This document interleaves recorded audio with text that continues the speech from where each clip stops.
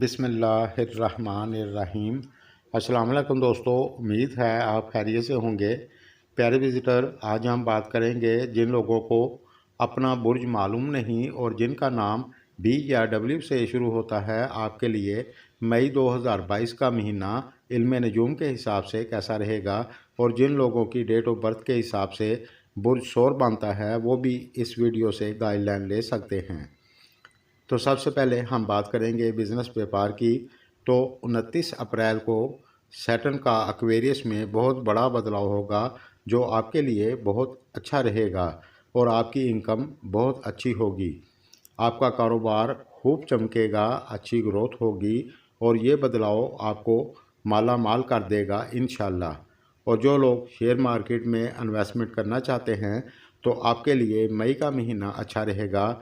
और अगर आप ज़मीन जायदाद प्रॉपर्टी की ख़रीदो फरोख्त करते हैं तो आपके लिए अच्छा रहेगा। और अगर आप नया मकान बनाना चाहते हैं तो आपके लिए भी अच्छा रहेगा। और अगर आप stock market, trading market, bank, insurance का काम करते हैं तो इस दौरान आपको भी फ़ायदा होगा।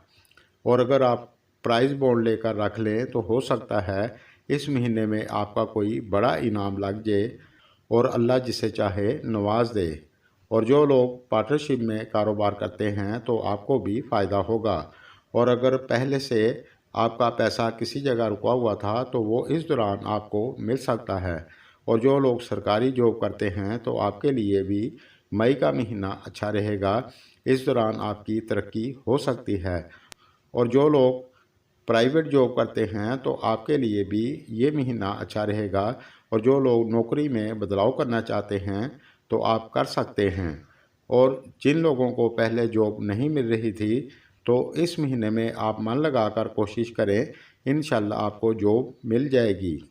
जो लोग किसी जगह ट्रैवल करना चाहते हैं तो आप कर सकते हैं। आगे बढ़ने से पहले जिन लोगों ने अपने इस चैनल को सब्सक्राइब नहीं किया तो कर लें। मैं जब भी नई वीडियो अपलोड करूंगा तो सबसे पहले आपको मिलेगी। शुक्रिया। तालीम की बात करें तो मई का महीना आपके लिए अच्छा रहेगा। बस आप मन लगाकर पढ़ाई करें, इंशाल्लाह आपको दिक्कत नहीं होगी। लेकिन इस दौरान आप सब गाड़ी चलाते वक्त ध्यान से गाड़ी चलाएं और किसी भी गलत संगत में ना बैठें वरना दिक्कत हो सकती है। शादीशुदा लाइफ की बात करें तो मई का महीना आपके लिए अच्छा रहेगा।